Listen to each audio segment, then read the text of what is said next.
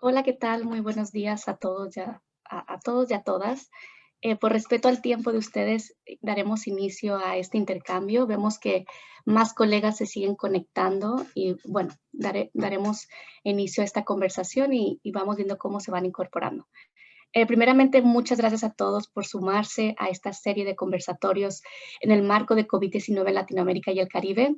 Este conversatorio nace justamente por la solicitud de muchos de ustedes, de muchos puntos focales a nivel de los gobiernos locales con los que trabajamos, con el objetivo de intercambiar experiencias y sobre todo cuáles han sido los desafíos y obstáculos que se han presentado en la región.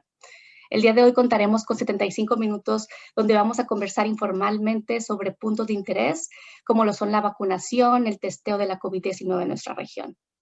Esto definitivamente es de suma importancia para Vital Strategies, para la Alianza de Ciudades Saludables, para ustedes, dado que Latinoamérica, como ustedes bien saben, actualmente ya suma un poco más del 34% de todas las muertes que suceden o que se cuentan alrededor de COVID en todo el mundo. Por lo tanto, el tema de un diagnóstico oportuno a través del testeo, un tema de hacer una transición a la inmunización con la aplicación de vacunación, son temas de gran relevancia en estos momentos. El día de hoy, junto con mi colega también Melissa Córdoba, quien es también Senior Program Manager de la Alianza de Ciudades Saludables, al igual que yo, estaremos guiando este conversatorio. También tenemos la fortuna de contar con diferentes expertos técnicos y la contribución del doctor Ruiz, jefe de la Unidad de Inmunizaciones de la Oficina Regional de la OPS y OMS, también de Justin Landiger, consultora senior de vacunación de la iniciativa Resolve to Save Lives, y Ana Luisa Bierenbach, asesor técnico senior de la iniciativa Prevención de Epidemias o Prevent Epidemics. Queremos dar algún par de recordatorios también alrededor de la logística. Los invitamos a participar. A su vez, cuando quieran dar algún comentario representando a sus ciudades, les pedimos hacer un clic en la barra de herramientas donde verán el icono de reacciones, favor de poner la mano hacia arriba, o también escribir en el chat, así podemos conocer quién se encuentra interesado en participar. También les recordamos que este conversatorio será en español, pero también contamos con una herramienta donde habrá una traducción simultánea para todos ustedes, para nuestros colegas que se suman de otras regiones y también para ustedes, colegas en Latinoamérica, ya que tendremos algunas también intervenciones de nuestros expertos técnicos en idioma inglés. También les recomendamos mantener su micrófono apagado durante la conversación, esto para, bueno, evitar tener algunos ruidos externos, y a todos los participantes que se están uniendo, representantes de las ciudades, los invitamos a mantener sus videos encendidos. Ya todos los colegas de organizaciones externas que no estarán participando activamente, les pedimos apagar el video, esto con el fin de poder incentivar una discusión pues más rica entre los participantes. Nuevamente, bueno, agradecemos a que ustedes estén tomando el tiempo en conversar, en compartir las dificultades, experiencias y aprendizajes en estos temas, y oficialmente, bueno, les damos la bienvenida. Sin más, también los invitamos a sentirse cómodos, a tomar una taza de café, un té, ya que como comentamos, este es un conversatorio café y incentivamos también esta discusión entre todos ustedes. Invito a Melissa Córdoba a tomar la palabra y introducir a nuestros siguientes oradores. Gracias. Muchas gracias, Mariana. Buen día a todos los participantes. Un saludo especial a todos los representantes de las ciudades que nos acompañan hoy. Es un gusto tenerles en este espacio de discusión, de reflexión y principalmente de intercambio de experiencias en temas que presentan desafíos para nuestras ciudades. Voy a moderar la primera este intercambio, donde tendremos una presentación sobre la implementación de la vacunación de COVID-19 en Latinoamérica y el Caribe, por parte del doctor Cuauhtémoc Ruiz, y también vamos a tener un apoyo en la discusión con Justine Landeger, asesora senior de vacunas de Resolve to Save Lives, una iniciativa Vital Strategies. Luego tendremos un espacio de discusión donde les invitamos a participar de manera activa. Como ya lo dijo Mariana, los invitamos a utilizar el uso del chat y de levantar la mano. Sin más preámbulo, quiero darle la palabra al doctor Ruiz.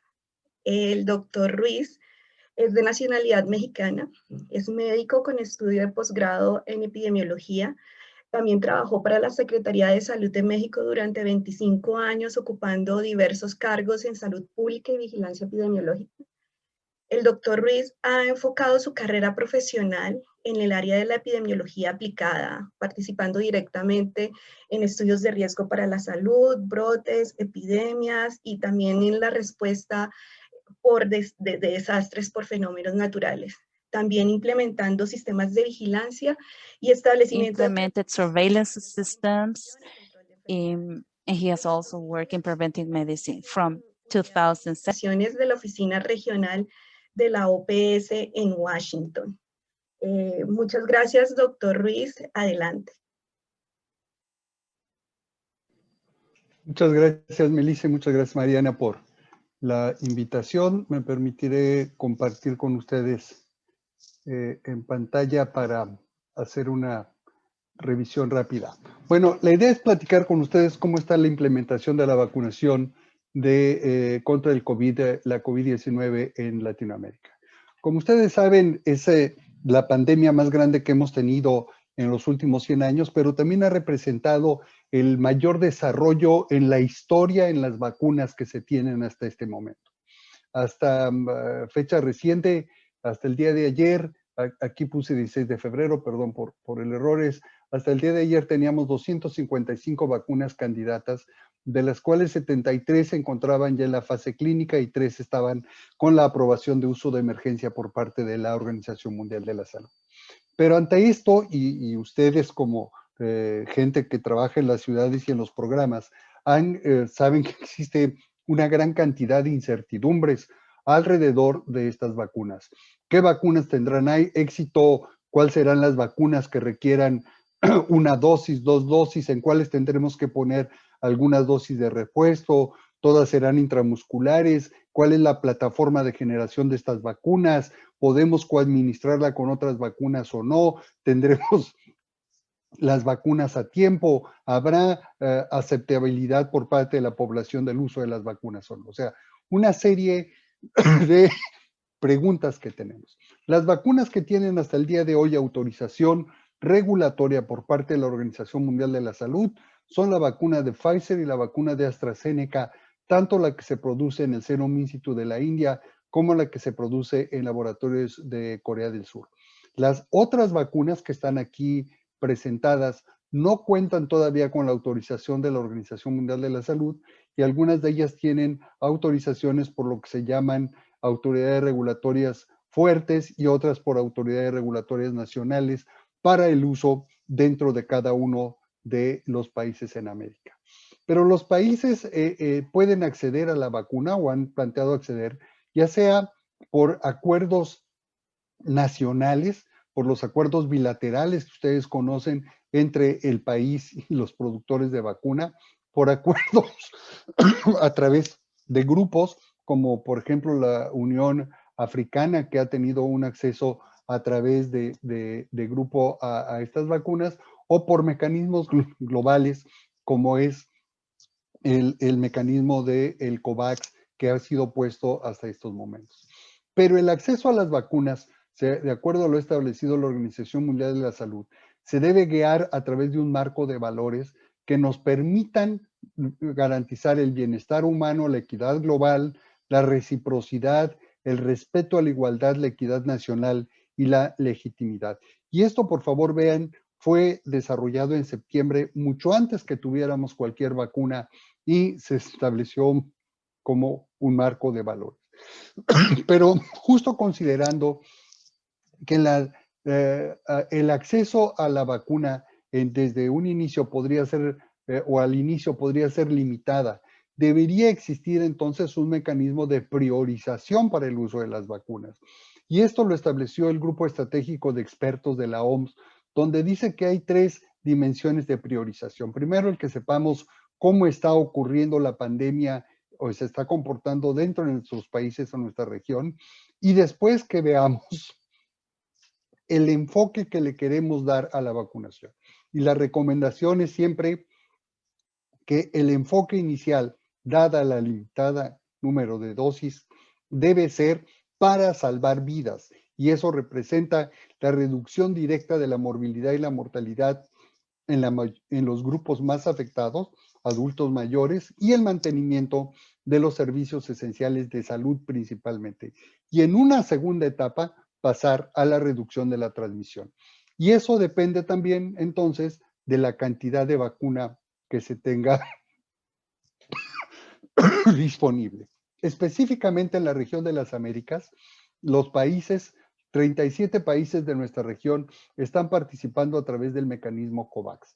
10 de ellos son los que se llaman países elegibles al mecanismo de Advanced Market Commitment, que recibirán la vacuna financiada a través de la Alianza Gavi, Bolivia, Dominica, El Salvador, Grenada, Guyana, Haití, Honduras, Nicaragua, San Lucia, San Vincent and Grenadines, recibirán la vacuna financiada para cubrir al menos al 20% de su población, mientras que otros 27 países y territorios de las Américas también participan dentro del mecanismo COVAX, pero se consideran países autofinanciados, quiere decir en otras palabras que están pagando por el costo de la vacuna que les garantice al menos tener las dosis requeridas para cubrir al 20% de su población.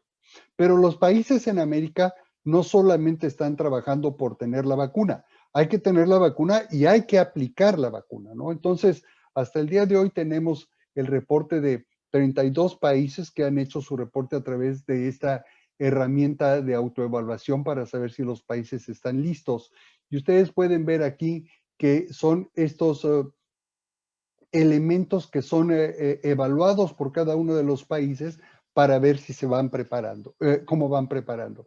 En esta link que ven aquí, ustedes pueden acceder y ver a estos 32 países cómo han ido avanzando en el tiempo y cuál ha sido su último reporte para saber si están preparados o no para usar esta vacuna. Pero, ¿cuál ha sido la situación hasta el día de hoy de la vacunación contra el COVID-19? Llevamos 81 días desde la administración de la primera dosis en el mundo. Recordarán ustedes que fue en Inglaterra. Hasta el día de ayer se habían reportado alrededor de 216 millones de dosis administradas. Están usando en el mundo 8 vacunas diferentes. Ahí pueden ver ustedes el nombre de las vacunas, pero principalmente son 3 plataformas diferentes, ¿no? Las que se usan a través de ácido ribonucleico mensajero, las que se usan de vector no replicante y la de virus inactivado. Y se sabe en estos momentos que a pesar del gran esfuerzo para tener equidad a través de mecanismos como el COVAX o a través de alianzas con los países, hay 80 países en el mundo que tienen acuerdos bilaterales y eso necesariamente está afectando la equidad en el acceso oportuno a la vacuna. En América, hasta el día de ayer, 28 países y territorios estaban ya introduciendo la vacuna. Algunos países es porque son productores, como en el caso de Estados Unidos, Canadá y Brasil. Otros países porque tienen acuerdos bilaterales con los productores y otros países porque han recibido donaciones, como en el caso de la mayoría de los países del Caribe. Hasta el día de ayer, la información que se tenía de las dosis aplicadas, ustedes pueden verlo aquí, entre Estados Unidos alrededor de 65 millones y otra cantidad de países que tiene dosis, y esto es principalmente porque la cantidad de dosis que se han recibido es muy poca. Y hay que ser bien claros, hasta el día de hoy, ninguno de los países de América, de los 37 países que están participando en la alianza COVAX, ha recibido alguna dosis del mecanismo COVAX. Todos los países estarán recibiendo en el transcurso de estos días las notificaciones del mecanismo COVAX sobre el número de dosis que estarán recibiendo a partir de marzo y hasta el mes de mayo o junio, y esperamos que a mediados de marzo los países en América empiecen a recibir vacunas del mecanismo COVAX. Y esta es... Disculpe, doctor Ruiz, le queda un minuto. Sí, y esta es el ejemplo donde tenemos, ok, no basta nada más el número de dosis, sino qué proporción de población está siendo cubierta, y desde luego países con poblaciones pequeñas como Islas Caimán o, perdón, aquí está United Kingdom, pero Bermudas o Anguila, Turks and Caicos tienen mayor proporción de cobertura por el tamaño de población tan pequeña que tiene. Pero la pregunta que todos nos hacemos es si con la llegada de la vacuna se acaba la epidemia. Y yo como responsable de inmunizaciones y vacunólogo, me encantaría decirles que sí, pero la respuesta es que no. La llegada de la vacuna en estos momentos no nos garantiza que se acaba la epidemia. Es un elemento importante, es un elemento que debemos usar, un elemento que debemos garantizar, etcétera. Pero por el número de dosis que se tiene, por el comportamiento de la pandemia y por la velocidad con que tendremos acceso a dosis, les puedo decir que de manera inmediata el uso de la vacuna no nos garantiza que se acabe la pandemia. Muchas gracias y esto es todo. Muchísimas gracias, doctor Ruiz, por tan generosa presentación. Y como usted bien lo dice, esta batalla contra el COVID ha sido un triunfo de la ciencia, indudablemente. Vamos a lanzar una pregunta que agradezco su participación en contestarla. Mientras tanto, quiero presentar a Justine Ladeger. Justine nos acompañará en esta primera parte de la discusión, como lo mencioné anteriormente. Justine es asesora senior de vacunas en Resolve to Save Lives. Tiene más de 16 años de experiencia en el diseño, implementación, seguimiento, asesoramiento y evaluación de grandes programas de salud pública en entornos vulnerables con diversas ONGs y con la Organización Mundial de la Salud. Antes de unirse al grupo de Resolve to Save Lives, Justine fue líder del equipo en el Comité Internacional de Rescate, supervisando iniciativas tanto programáticas como investigación en numerosos países de África. Un área clave de atención ha sido trabajar directamente con los ministerios de salud en la adopción de nuevas vacunas, como la vacuna oral contra el cólera y tecnologías de inmunización, en particularmente aquellas destinadas a aumentar la equidad en la inmunización. Justine tiene una maestría en Salud Pública Global de la Escuela de Higiene y Medicina Tropical de Londres y una maestría en Estudios de Refugiados y Asuntos Humanitarios en la Universidad de Georgetown. Bueno, creo que ya han contestado la pregunta. Miremos los resultados de la encuesta. El acceso a la vacuna, todas las anteriores, la desinformación y la capacidad para comprar vacunas ocupan el mismo lugar. Quiero que tengan en mente estos resultados mientras escuchamos la presentación de Paula Cisternas, quien es la jefe de gabinete de la Secretaría Regional Ministerial de Santiago, quien nos va a compartir un poco brevemente de la experiencia de la ciudad frente a la vacunación. Como lo vieron en la presentación del doctor Ruiz, en la región Chile, por tasa de inmunización es la que más alto ha llegado, entonces quisiéramos escucharla. Bienvenida, Paula, adelante. Hola a todos, quiero también comentarles que nos acompaña nuestra Seremi de Salud de la región metropolitana, Paula Labra, quien va a exponer cómo ha sido este proceso de vacunación en nuestra región, así que ahí los dejo con ella. Muchas gracias, Paula. Gracias, Melissa.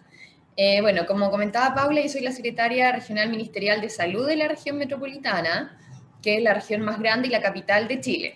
Para contextualizarlos un poco, son 7 millones de habitantes y 52 municipios o comunas, lo que implica mucha logística para todo lo que tiene que ver con la vacuna, y les voy a contar un poco cómo ha sido el proceso acá. Bueno, en primer lugar, acceso a la vacuna. El gobierno de Chile partió haciendo negociaciones con laboratorios muy anticipadamente el año pasado, por lo cual ya a fines de diciembre logramos tener las primeras dosis de la vacuna Pfizer.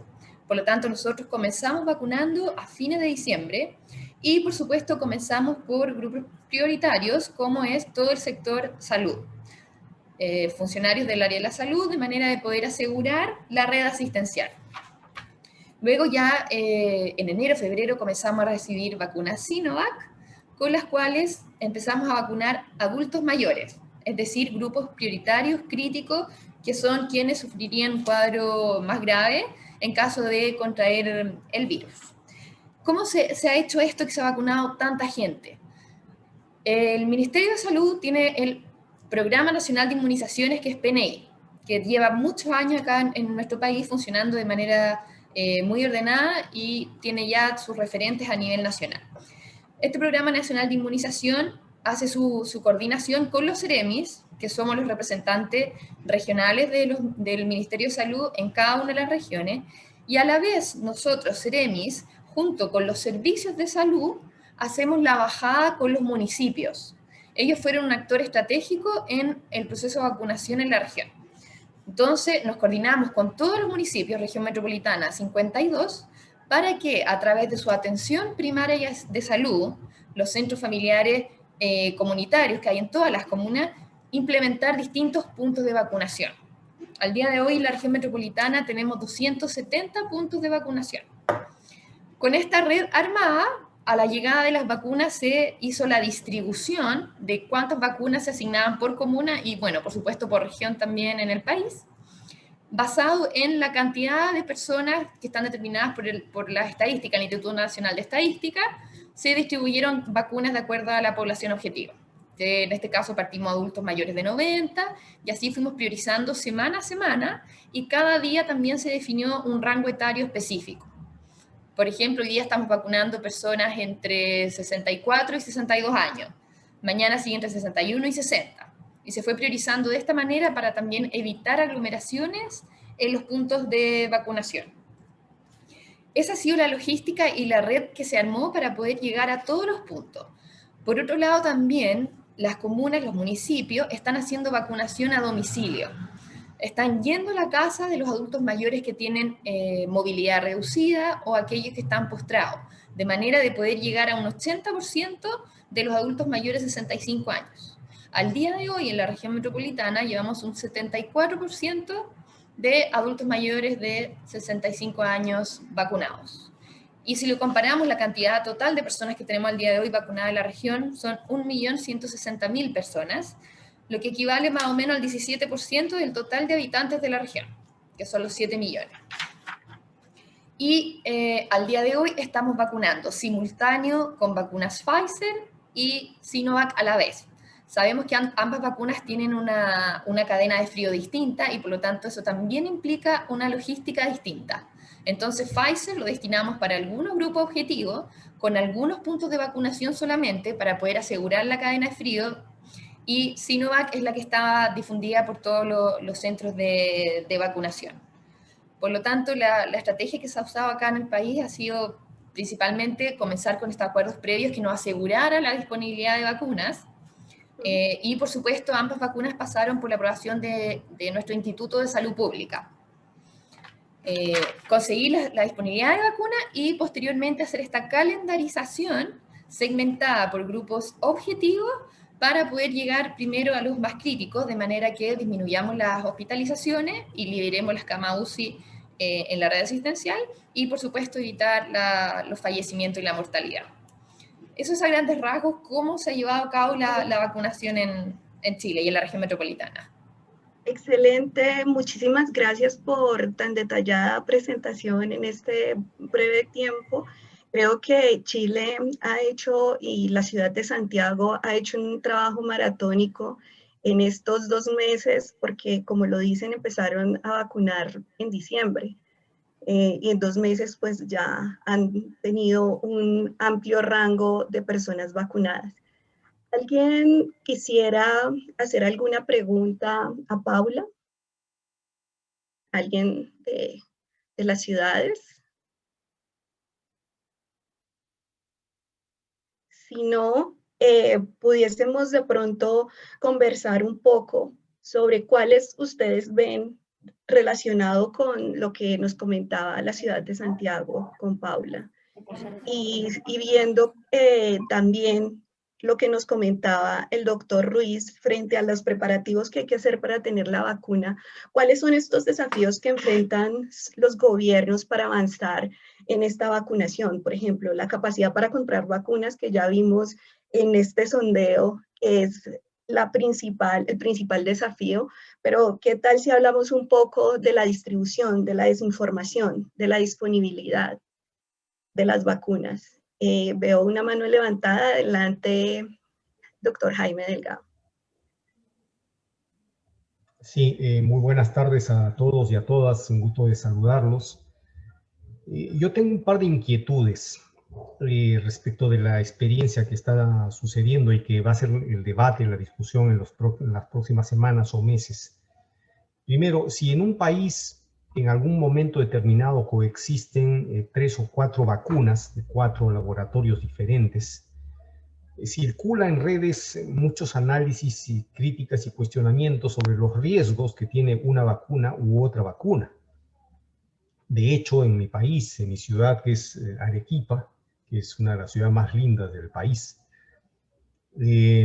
tenemos un gobernador, lamentablemente, que ha dicho: yo no me voy a vacunar con esta vacuna que está distribuyendo el gobierno, yo prefiero la vacuna rusa.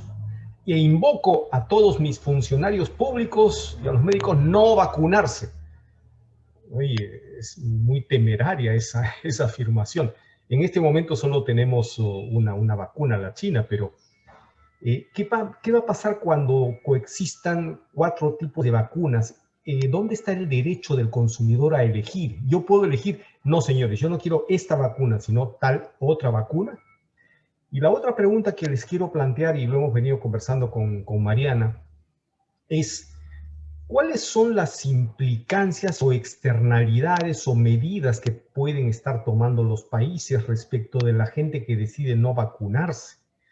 El gobernador de Arequipa, por ejemplo, decidió: no me voy a vacunar, y no se vacunen. Entonces, puedo continuar trabajando como médico en una unidad de cuidados intensivos porque decidí no vacunarme, o los gobiernos pueden decir: no, señor, si no te vacunas no puedes trabajar o no puedes viajar, qué sé yo. Ese par de inquietudes, por favor, les agradecería mucho sus comentarios. Muchas gracias. Muchas gracias, doctor Jaime, y por supuesto los estaremos discutiendo en el transcurso de esta sesión. Quiero darle la palabra, antes de contestar esta pregunta, a Francisco Pérez, que está levantando la mano.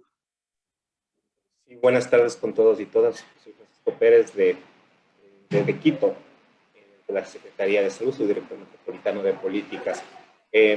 Como ustedes saben, las negociaciones que se han hecho de las vacunas han sido o han empezado desde los gobiernos nacionales para la adquisición y tal, ¿no? En el Ecuador hay el ofrecimiento del presidente de la República para que podamos adquirir vacunas desde los gobiernos locales.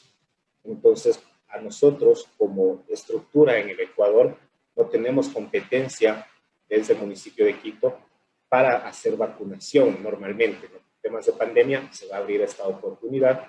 Entonces, nosotros quisiéramos conocer, tal vez Paula, que nos ha contado toda la experiencia que tiene Santiago, nos puede ayudar con esto. ¿Cuál de las fases puede ser la más complicada en cuanto a la implementación de una estrategia de vacunación? Si es verdad, una de las cosas más complicadas que estamos teniendo nosotros es reconocer precisamente a los grupos prioritarios y cómo reconocerlos como habitantes de la ciudad, porque Quito, de ser una ciudad de 3 millones de habitantes, seguramente cuando se aperturen las vacunas, será una ciudad de 5 millones de habitantes, es decir, mucha gente migrará hacia la ciudad para poder tener acceso a la vacuna. Entonces, esta parte a nosotros nos parece muy complicada porque no tenemos un registro claro de quiénes son los habitantes de Quito, más sí los que pueden trabajar en Quito, no sé si estarían considerados dentro de las personas que tengan que vacunarse, pues trabajan las 8 horas dentro de la ciudad y luego tienen ciudades satélites que no pertenecen al territorio de Quito, y esto es un problema, y esto no sé si ustedes lo vieron y lo solventaron. Y otra, ¿cómo sería la parte más que nada de distribución? O sea, ustedes tenían un centro de distribución general que iba repartiendo a todas las comunas, me parece que dijiste, o fue que cada uno de los municipios tenía ya un lugar de acopio para la distribución de los centros, porque para nosotros nos parece muy importante poder tener claro cómo es la logística de distribución de las dosis y qué programas farmacovigilancia ustedes han emprendido, porque también esto es importantísimo para nosotros, tener un programa de farmacovigilancia para saber si la vacuna es efectiva, cuántos efectos adversos tiene y cómo funciona en nuestra población, dada que la mayoría de vacunas no han sido probadas en población latina. Entonces, y peor todavía, población indígena, como nosotros tenemos en Quito, que es muy alta. Entonces, si nos puedes ayudar con estas preguntas, muchas gracias. Muchas gracias, Francisco. Paula, no sé si quieras contestar directamente. Muchas gracias, Melissa. Francisco, voy a tratar de abordar todas tus consultas y compartirte la experiencia que hemos tenido acá en Chile y región metropolitana, que es mi competencia. Mira, un primer temor que había acá es que se iban a agolpar las personas, iban a llegar muchas aglomeraciones en los distintos puntos de vacunación. Iba a llegar gente desesperada por la vacuna. Eso no pasó. Que era uno de los principales temores que estaban acá en el gobierno, eso no pasó. Quizás por la idiosincrasia de los chilenos, no lo sé, pero no pasó esto, que hubo mucha gente en los puntos reclamando su vacuna, etc. Respecto a lo que tú decías, ¿cómo lo haces para que las ciudades satélites no vayan a Quito a vacunarse? En nuestra experiencia, comenzó la vacunación el mismo día en todas las regiones del país. O sea, todo el país partió vacunando el mismo día. O sea, todas las comunas, todos los municipios tenían acceso a la vacuna. Por lo tanto, no sucedió esto que se movieran hacia otro sector en grandes masas. Y también otra disposición que tenemos acá es que uno se puede vacunar, por ejemplo, estamos en época de vacaciones. Por lo tanto, si yo no estoy donde habito y estoy en otra comuna, en otra región de vacaciones, me puedo vacunar allá también. Entonces, así evitamos también esto que comentabas tú. Respecto a la distribución, nosotros como autoridad sanitaria contamos con cámaras de frío, que son las que habitualmente se usan para la influenza y otros tipos de campañas de vacunación, y se acumularon acá las vacunas, y con los municipios se programó un horario de retiro de su cantidad de vacunas. Por lo tanto, se hizo un calendario. El primer día, cuando se comenzó esto masivo, de 10 a 10 y media retira la comuna de Renca, de 10 y media a 11 retira la comuna de tanto.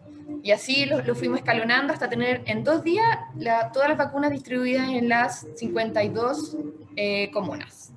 Pero no se entregó todo al tiro, ¿eh? Se entregó una primera parte y después vamos monitoreando cuántos se han utilizado. Porque acá en Chile tenemos un sistema que lleva muchos años de funcionamiento, que es el Registro Nacional de Inmunización. Por lo tanto, cada vez antes de ponerle la vacuna a la persona, se registra en el sistema. Y eso es totalmente automático, la actualización, y nosotros vamos viendo. Esta comuna lleva a todas estas personas registradas, que por ende son las vacunadas, y le queda cierta disponibilidad de vacuna.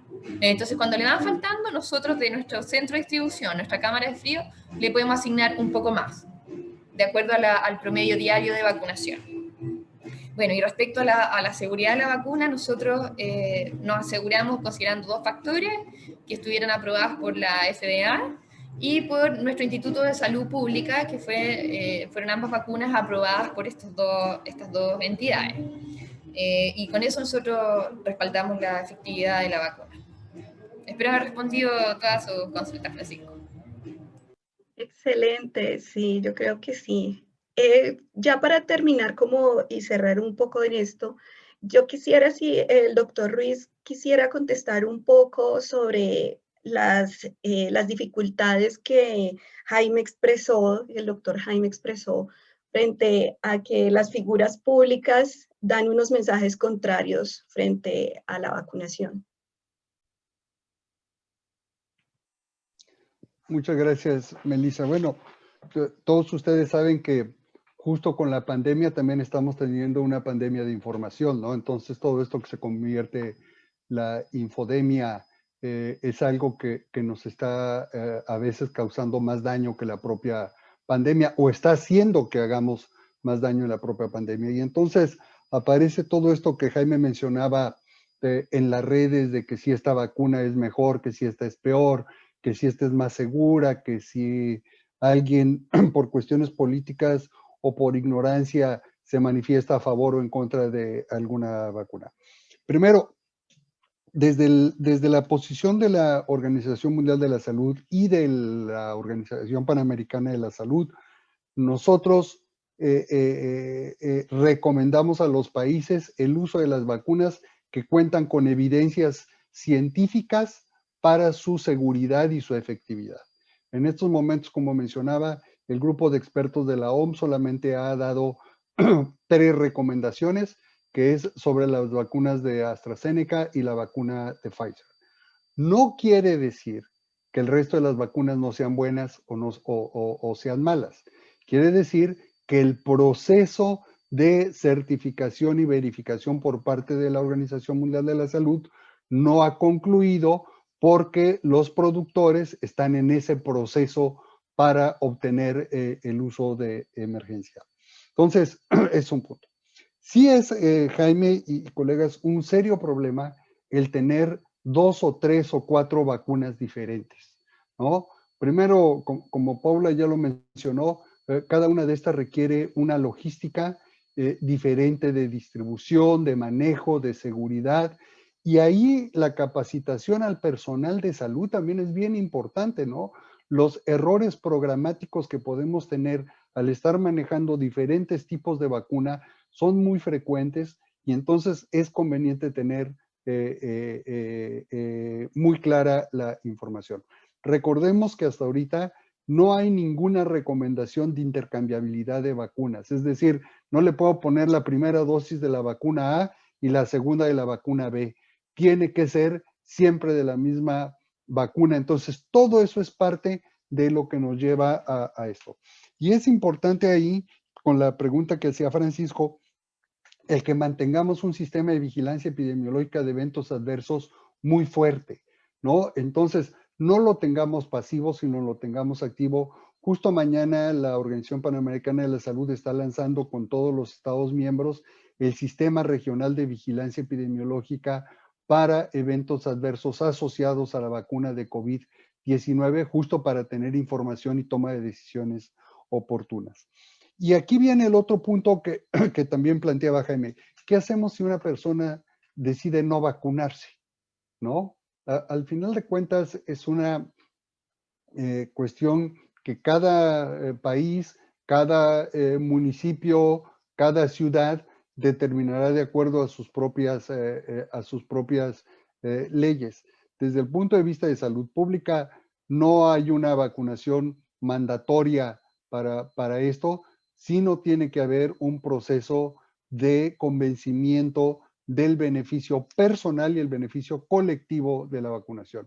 Una persona que no se vacuna se está poniendo en riesgo ella y está poniendo en riesgo a la comunidad, y eso es parte del trabajo que tenemos que hacer en toda esta cuestión de incremento de la demanda y seguridad con el uso de las vacunas.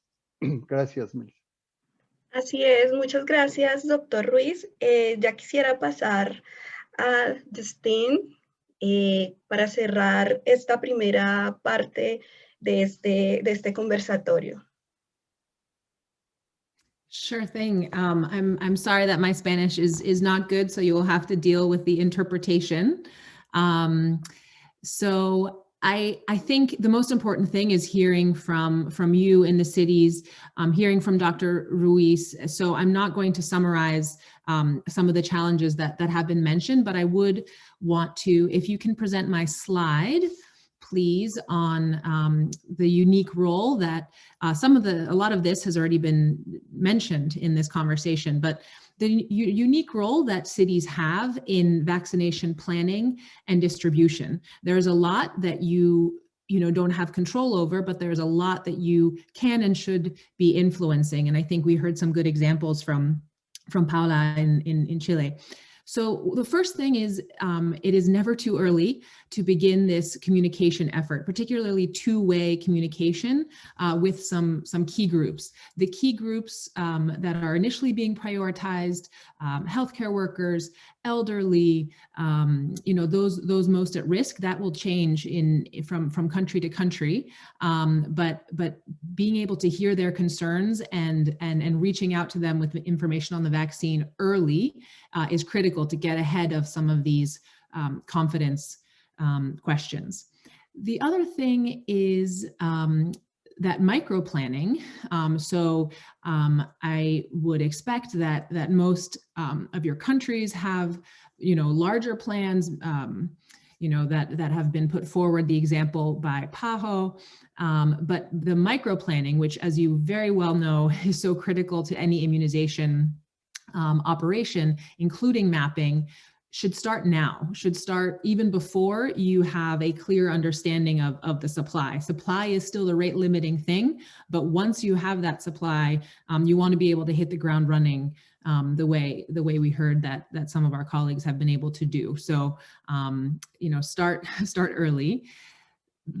A key thing, which I think is actually the most unique role for cities, is the identification and planning for the key groups, those groups that are often missed and fall through the cracks, and using multiple data sources. So beyond just the Bureau of Statistics, oftentimes there are no statistics on these key groups, but looking at if there's in your country or city, if there are social vulnerability indices or index, if there's behavioral data, looking at groups that are really outside of the support system, those who are homeless, those are slum dwellers, those elderly that might need support, that really will be a priority population for your cities, migrants. You see the examples there, and to work with the leaders in these communities and various local organizations to plan the locations, the sites, and the strategies, everything from door-to-door, mobile clinics, in the past, to reach adult men. In some countries, I have set up vaccine clinics in bars.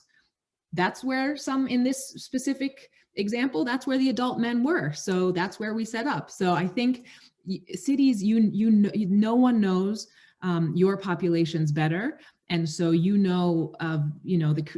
sometimes the creative strategies that need to be used, and this effort will take unprecedented and creative strategies to reach everyone. And then finally, this idea of having public data, so a public-facing indicators, monitoring, a dashboard with sort of easy to understand visualizations to increase transparency. So in some of the resources that will be shared later, I give some examples of this.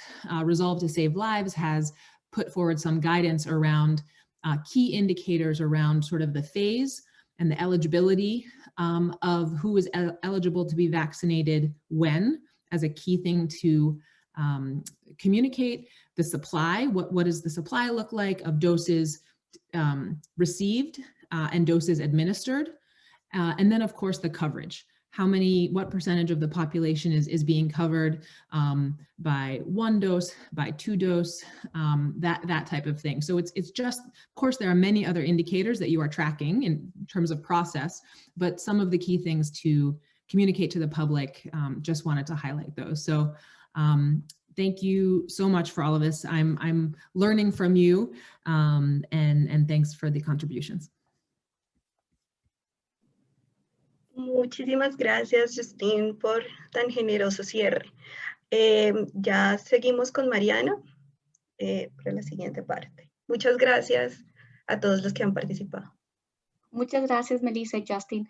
Pasaremos brevemente a un bloque de testeo o aplicación de pruebas de diagnóstico de COVID-19 y como comentamos, es una de las estrategias, al igual que la implementación de intervenciones sociales y de salud para contener el virus.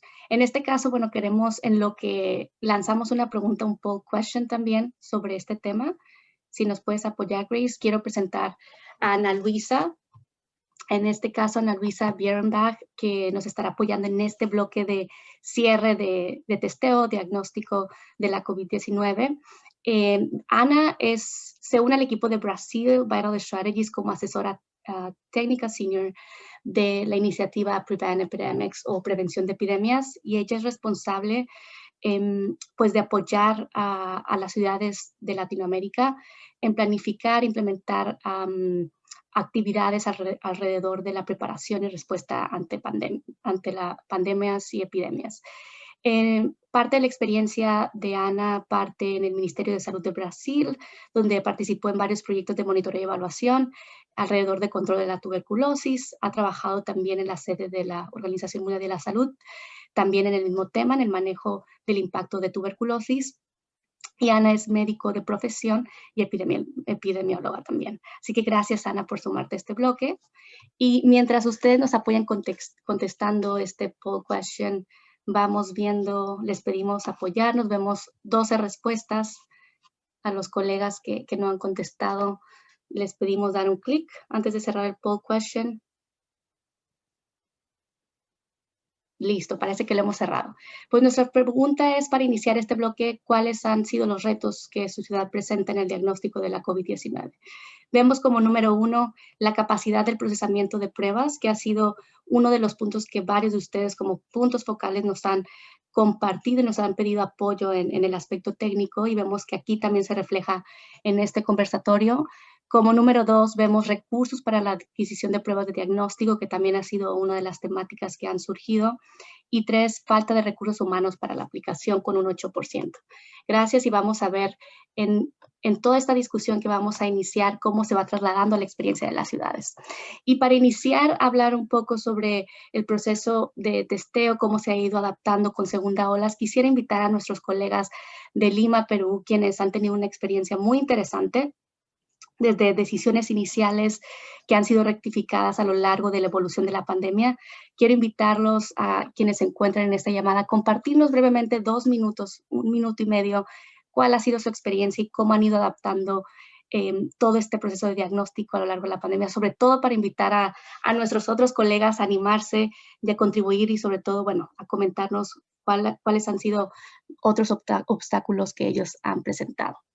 Adelante el equipo de Lima. Veo por aquí a Rosa Vázquez, a Jesús Mamani, al doctor Alberto. A favor de alguno de ustedes compartirnos su experiencia. Buenas tardes, Mariana. Buenas tardes con todos.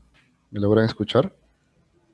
Te escuchamos perfecto, doctor Alberto. Muchas gracias. ¿Qué tal? Bueno, me presentaré velozmente. Yo soy Alberto González, soy médico, soy el gerente de servicios de salud de CISOL, que viene a ser, digamos, el brazo sanitario operativo de la Municipalidad Metropolitana de Lima.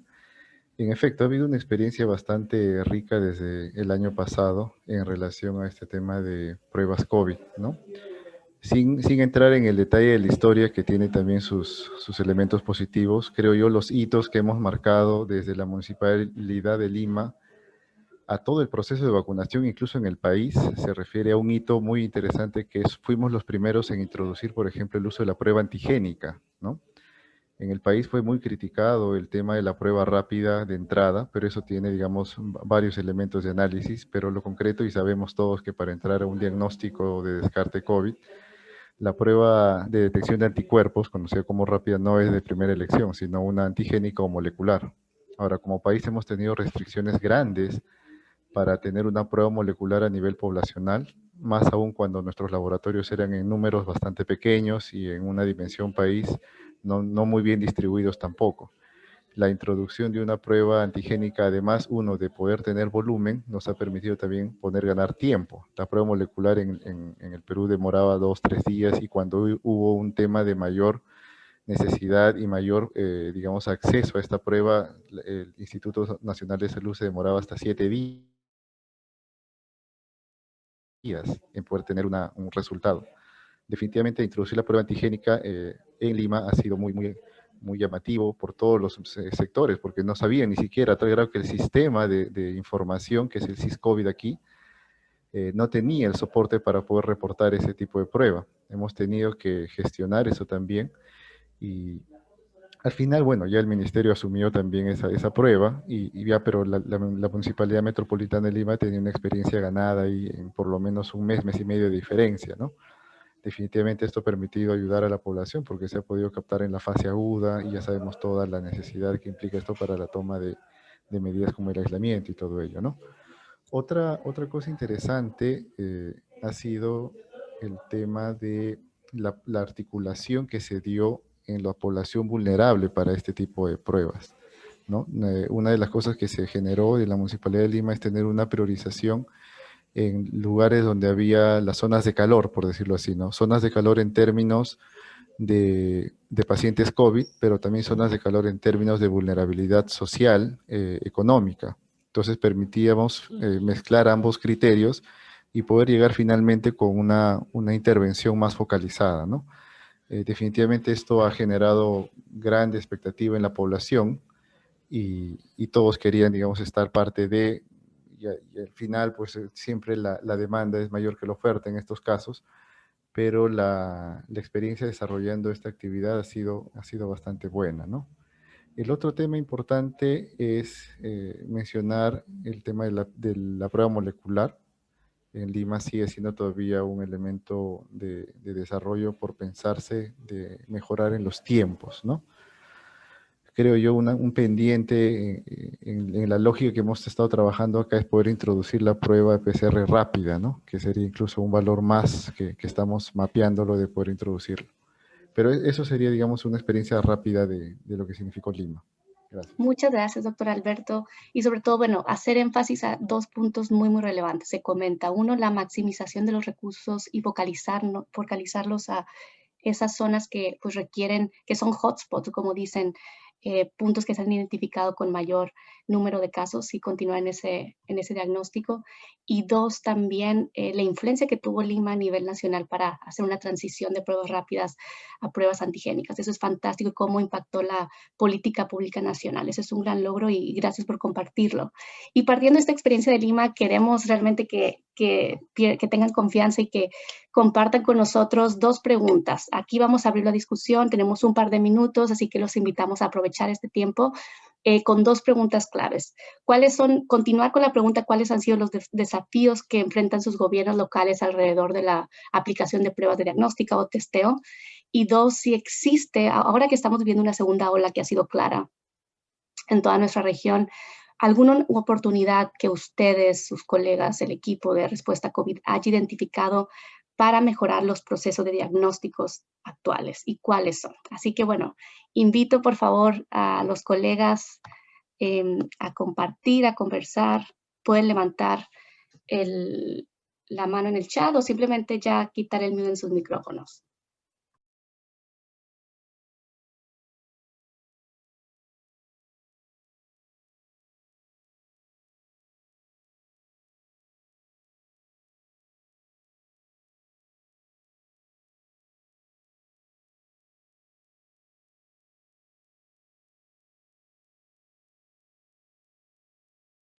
¿Alguna experiencia que nos quieran compartir? Ciudad de México, Montevideo, los colegas de Santo Domingo, que también vemos por acá y que están llevando unas iniciativas también muy interesantes de jornada de testing, de testeo en zonas vulnerables, que nos gusten compartir cuáles han sido los desafíos a los cuales se han afrontado.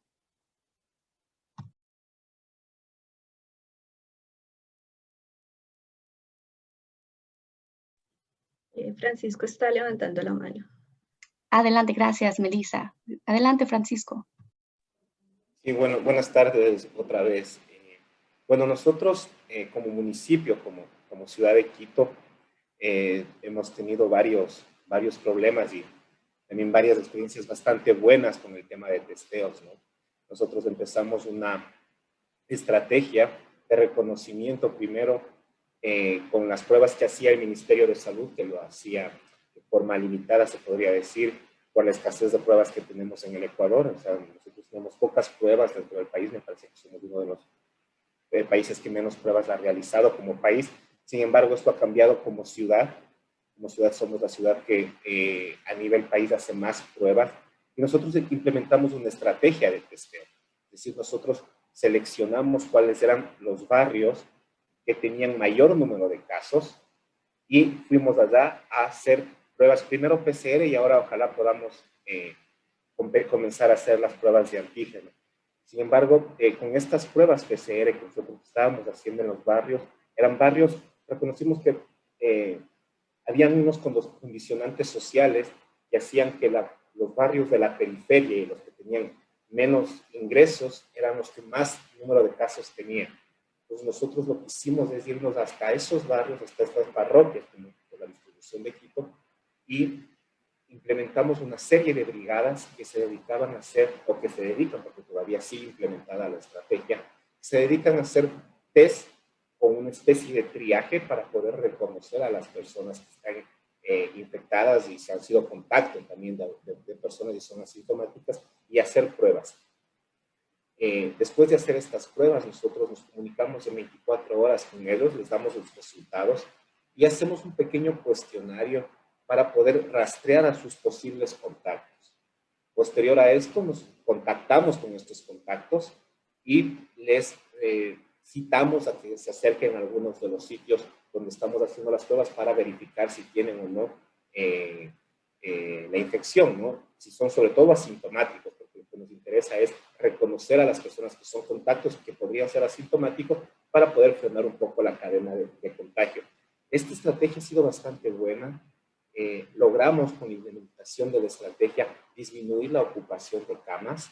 Esto estábamos nosotros con un sistema completamente desbordado, y a partir de la implementación de esta estrategia de testeo y rastreo de contactos, lo que hemos logrado es que, por ejemplo, Quito sea a pesar de ser la ciudad más poblada del Ecuador, ser una de las ciudades que tiene menos mortalidad en exceso dentro del contexto del país, ¿no? Entonces nosotros tenemos alrededor de unos 4.500 fallecidos en exceso.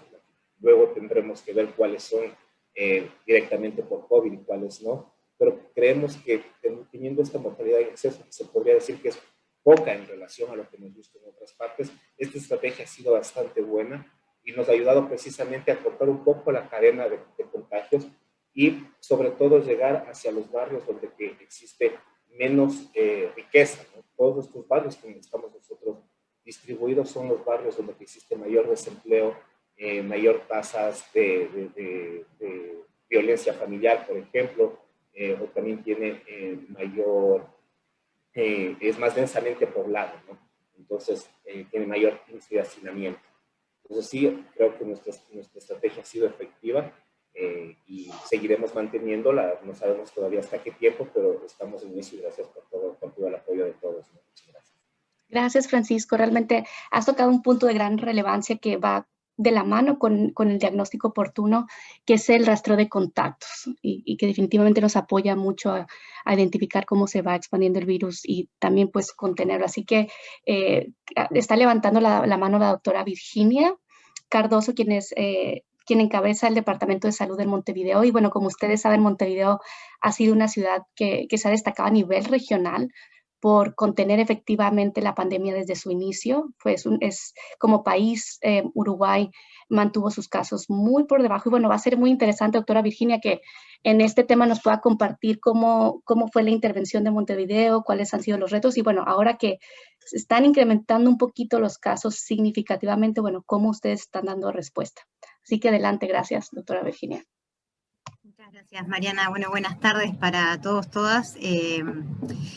Contarles un poquito, como saben, Uruguay es un país pequeño, su capital, Montevideo, es una capital que alberga a más o menos 1.700.000 personas, y que si bien es una ciudad pequeña para lo que está acostumbrada a las capitales del resto de América Latina, también tiene sus propias complejidades y sus propios desafíos como capital. Y bueno, y desde ese lugar se viene en todo el país abordando el control de la pandemia, desde que ingresa el 13 de marzo el primer caso detectado de COVID positivo en nuestro país. Y realmente la estrategia que se viene llevando desde el sistema de salud, que hasta el día de hoy, si bien podemos decir que el número de casos venía bastante bien controlado hasta diciembre, y a partir de diciembre empezaron a aumentar el número de casos y pasamos a estar en zona naranja, zona roja según el índice de Harvard. Actualmente estamos oscilando entre naranja y rojo, esperamos que estemos saliendo y mejorando la situación, saliendo de esta primera ola.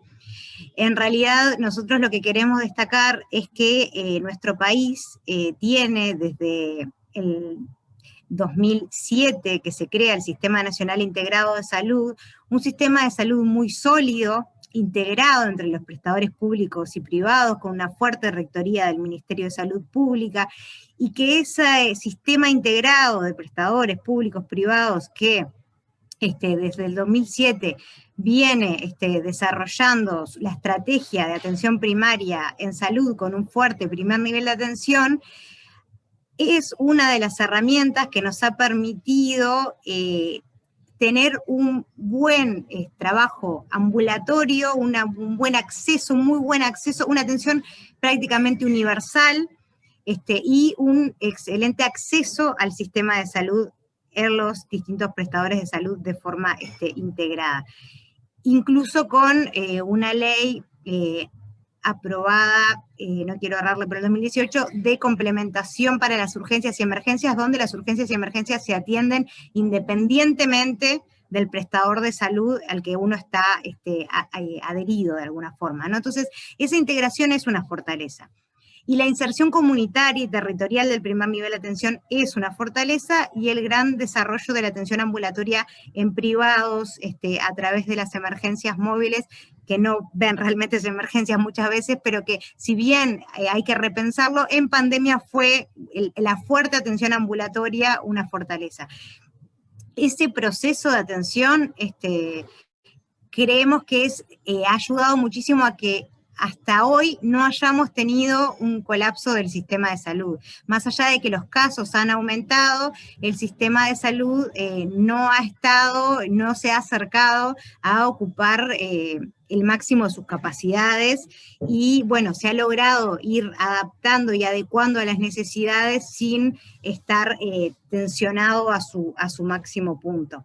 Creo que ese es el gran logro. Nosotros creemos como ustedes saben, el Sistema Nacional Integrado de Salud y el Ministerio de Salud Pública es la lógica a nivel nacional. Nosotros a nivel departamental, el gobierno departamental, yo soy la directora de la División Salud de Montevideo. Montevideo tiene la particularidad de tener servicios de atención del primer nivel de atención propios, por más que no es un prestador de salud dentro del Sistema Nacional Integrado, pero complementa con los prestadores públicos, articula con la red de prestadores públicos de salud. Desde ese lugar, ¿cuál es la fortaleza que nosotros desde Montevideo y desde el gobierno de Montevideo aportamos al control de la pandemia? Tenemos una red de 23 policlínicas articuladas con el subsector público, en los barrios, distribuidas en distintos barrios de Montevideo, sobre todo y especialmente en los barrios con mayor vulnerabilidad socioeconómica. Y en esos lugares, nosotros desde la Intendencia de Montevideo creemos que nuestra inserción territorial y comunitaria, nuestra trayectoria de trabajo con la comunidad, es la fortaleza y es el aporte que podemos dar para el control de la pandemia. Y esa riqueza de la inserción en el territorio, de la riqueza de conocimiento de la comunidad, de las familias, de la vida de los usuarios y usuarias del sistema de salud y de sus trayectorias de vida, es una riqueza que en la pandemia y en el control de la pandemia no supimos como país aprovechar. Este fuerte primer nivel de atención que nos permite tener una atención longitudinal, accesible, integrada, que apuesta a la coordinación, es una fortaleza que desde la creación del 2007 el Sistema Nacional Integrado de Salud ha ido creciendo, pero que en pandemia desaprovechamos la posibilidad de potenciarla. Nosotros, ¿cuál es el aporte que consideramos que podemos hacer desde la Intendencia de Montevideo? Bueno, buscar las estrategias para que eso, aunque sea desde nuestra pequeña red de policlínicas, se potencie. Por lo tanto, desde el cambio de gestión, la gestión de Montevideo cambió, yo ingreso a la dirección el 26 de noviembre del año pasado, comenzamos rápidamente a hacer una capacitación en la realización de hisopados para PCR. Empezamos a instalar las capacidades de los equipos insertos adentro de los barrios de mayor contexto socioeconómico, la capacidad de realizar en ese lugar, no de coordinar para que se trasladen a otros lugares, con las dificultades de traslado que tienen las poblaciones más vulneradas muchas veces, sino de poder tenerlo en la comunidad, en el barrio. Y además le agregamos luego, con el aporte, el Ministerio de Salud Pública nos aporta test de antígenos una vez que ingresan, que sean brindados al país, y agregamos, por lo tanto, la realización del test de antígeno en las policlínicas, buscando, por supuesto, la separación de circuitos para usuarios con síntomas respiratorios y usuarios no respiratorios, sospechosos del resto de la población, incluso usando, aprovechamos que estamos en verano acá y los exteriores son bastante útiles en algunas policlínicas a la hora de pensar los circuitos con carpas y gazebos. Por lo tanto, el separar esos dos circuitos en las policlínicas, el tener en el medio de los barrios con mayores dificultades para el acceso, les debe pasar a todos los países, pero aún hoy tenemos algunos lugares donde hasta el teléfono es una dificultad, donde no hay un teléfono para llamar. Estamos hablando de la telemedicina y en algunos barrios no tenemos un teléfono, ¿no? Entonces, bueno, esa estrategia, y cierro por acá, de llevar a los contextos más vulnerados la posibilidad de tener in situ en esa policlínica, que es parte de la vida de la comunidad, el diagnóstico con el test de antígeno, o si es negativo, el test de PCR si es necesario, es una estrategia que estamos aportando y que esperamos que sea de valor en este control de la pandemia. Muchísimas gracias, doctora Virginia, por esta explicación. Obviamente hay muchos temas alrededor de la aplicación de pruebas, pero usted ha hecho un punto muy claro de cómo la pandemia también ha puesto a flote una realidad en nuestra región, la fragmentación de los sistemas de salud. Entonces, bueno, tenemos que prestar una suma atención para que aquellos más vulnerables pues puedan tener la atención necesaria y el diagnóstico y el acceso a ello para poder pues dar una respuesta adecuada desde la parte gubernamental. Así que, bueno, gracias por recordarnos eso, y es una triste realidad, pero nos sirve también para conocer los desafíos y cómo podemos sobrellevarlos. Gracias. Invitamos ahora a Ana, lamentablemente se nos va el tiempo, pero Ana Luisa, que nos puedas apoyar con un par de puntos para el cierre de este bloque, teniendo en cuenta la experiencia de las ciudades y sobre todo qué recursos técnicos se pueden usar para abordar esta temática de diagnóstico. Gracias. Muchas gracias, Mariana. Mucho gusto de estar aquí con ustedes. Perdón desde ya por mi portuñol, pero creo que se entiende, ¿no?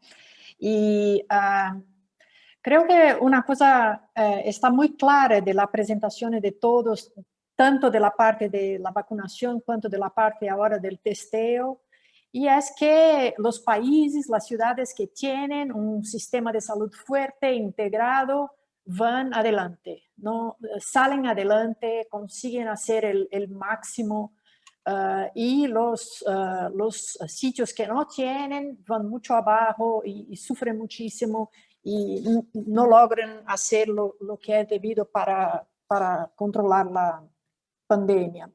Entonces, sobre la escasez de pruebas, creo que hay mucho que hacer. Hay que hacer estrategias para lograr hacer el máximo, pero a mí me gustaría simplemente darles unas sugerencias de qué hacer con lo poco que hay. Así que una sugerencia es, con los datos de pruebas de moleculares o inmunológicas, hay que analizar los datos positivos, pero todos los datos también. Así que, ¿cuál es el porcentaje de las pruebas positivas? Si sabemos el porcentaje y si este porcentaje es muchísimo alta, entonces está claro que faltan pruebas en este sitio, ¿no? Y me parece que es una medida, el análisis de la porcentaje de positividad por ciudades que se puede hacer, ya tenemos estos datos, y podría nos ayudar mucho en la planificación.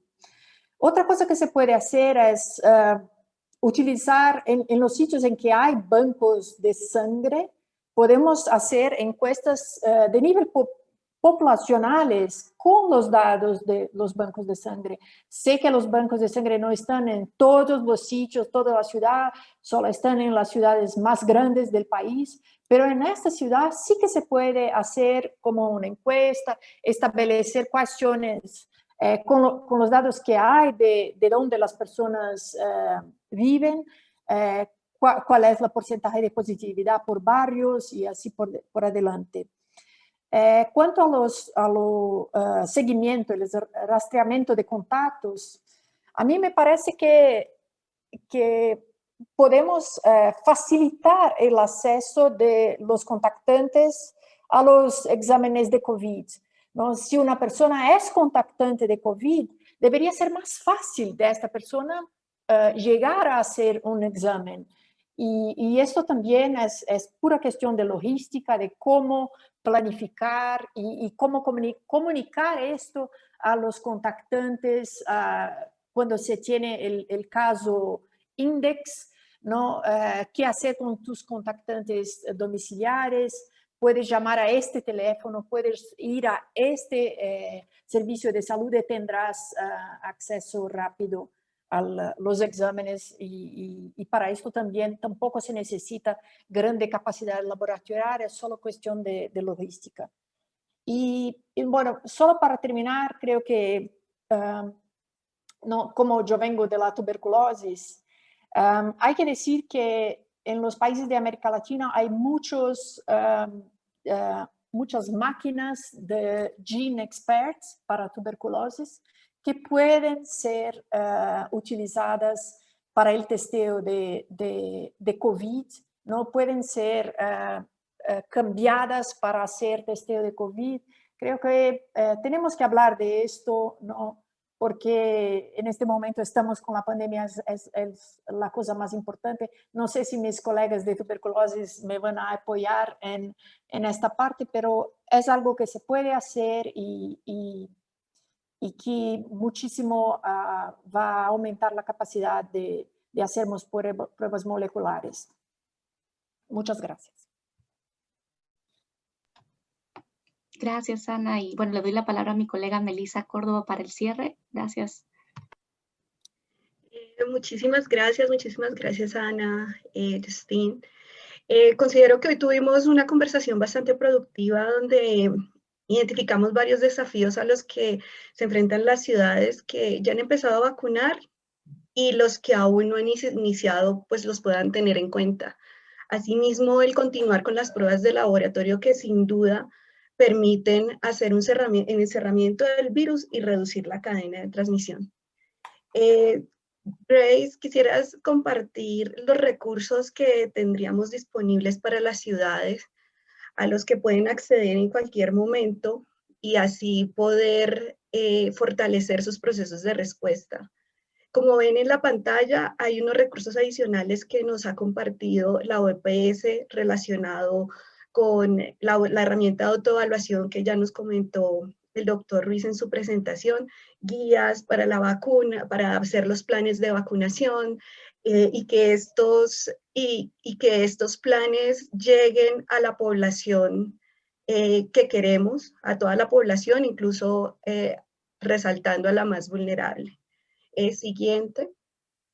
También tenemos los recursos que nos comentaba Justine y Ana, de Result Serialized, de los datos para la toma de decisiones, para orientar sobre comunicaciones, que es algo que hay que prever, como lo comentaba Jaime en su intervención, y la infodemia que ha venido presentando esta pandemia.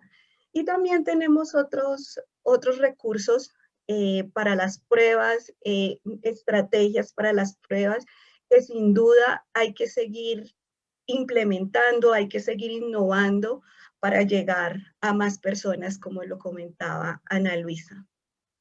No nos queda más que agradecer su participación en nombre del equipo de la Alianza de Ciudades Saludables, al doctor Ruiz, a Justina, a Ana por tan generosas intervenciones. No olviden también que tenemos 2 intercambios más, uno relacionado con vigilancia e inteligencia epidemiológica, que será el 11 de marzo, y otro relacionado con la coordinación sectorial y medidas de salud pública, que será el 25 de marzo. No sé, Mariana, si quieras tomar la palabra un momento. Creo que a último minuto hay varias preguntas en el chat. No, gracias, Meli, lo has cubierto todo, un gusto. Solamente si tenemos un minutito, nos estamos pasando de la agenda, pero podríamos rescatar quizá una pregunta del equipo de Ciudad de México. ¿Qué les parece? La de Ernesto Alvarado, y les pediríamos a Justin, al doctor Cuauhtémoc y a Ana si nos apoyan. Ernesto, no sé si gustas quitar el mute y hacernos la pregunta. que con esto cerraríamos a como comenta Meli. Sí, con mucho gusto. La pregunta va en el sentido de cómo podemos resolver el problema que se ha presentado respecto a la aplicación de pruebas rápidas, que en Ciudad de México son gratuitas y que han servido para tener una gran cobertura en el territorio y en los millones de habitantes y de visitantes que tenemos en la ciudad. Y la pregunta va en el sentido de ¿qué pasa cuando tenemos una gran cantidad de casos que resultan falsos negativos? Esto es, la gente con el temor generado por las campañas informativas y la desinformación en general, acude de manera precipitada a hacerse sus pruebas rápidas, es decir, a uno o 2 días después de posible contacto sospechoso, y las pruebas son incapaces en ese sentido, perdón, de poder detectar el caso de contagio. Entonces se presentan un alto número de falsos negativos que en sí mismos se convierten en un problema, porque es gente que con su documento de su prueba negativa anda en la actividad pública desconociendo que en realidad se trata de un caso de falso negativo y por lo tanto se constituye en un factor de riesgo para el entorno que le rodea.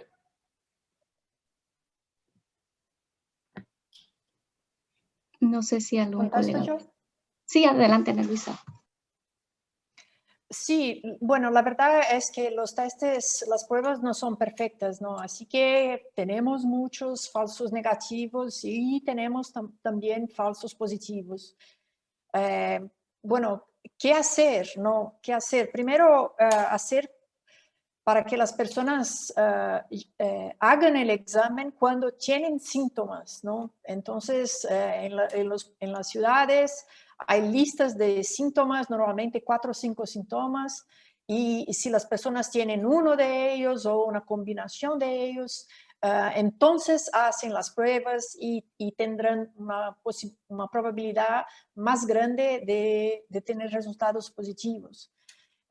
Bueno, el otro tema que hablo es que como no todos los resultados son positivos, hay falsos negativos, las personas siguen caminando por la ciudad tranquilamente y transmitiendo el virus para otras personas. Y para esto creo, voy a utilizar las palabras de Dr. Ruiz, que nos dijo sobre el convencimiento, ¿no? Tenemos que convencer a las personas, que hacerlas entender que hay resultados falsos negativos y que mismo con un resultado negativo en la mano, hay una probabilidad que sean positivas, entonces que se queden en casa, ¿no? Que hagan su parte para en el control de la pandemia. Creo que es una cuestión de comunicación, de riesgo, bueno, de que las pruebas tienen resultados falsos negativos y que las personas tienen que hacer su papel para la población.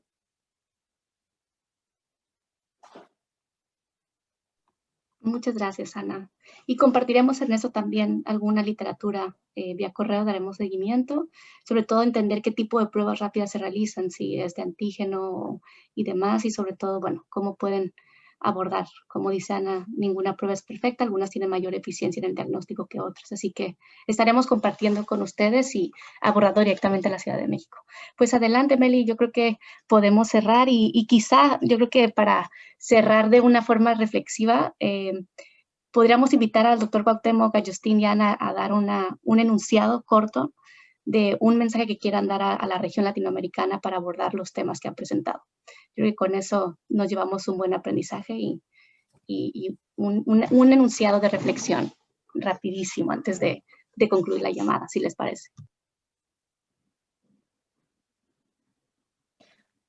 Hola, no sé, no, solo para decir que en Latinoamérica tenemos servicios de salud integrados públicos en muchos países y que esto no está presente en todo el mundo y que tenemos que utilizarlos para el bien común.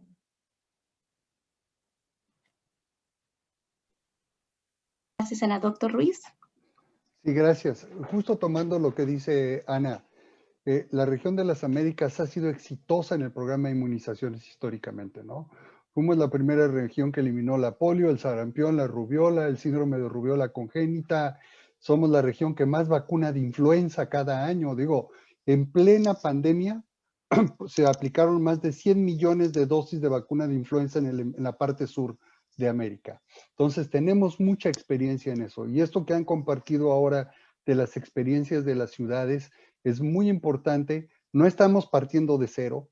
Tomemos esa experiencia, adaptémoslas a la nueva realidad y sin duda seremos exitosos en estas campañas de vacunación. Gracias. Gracias, doctor Ruiz. Justin.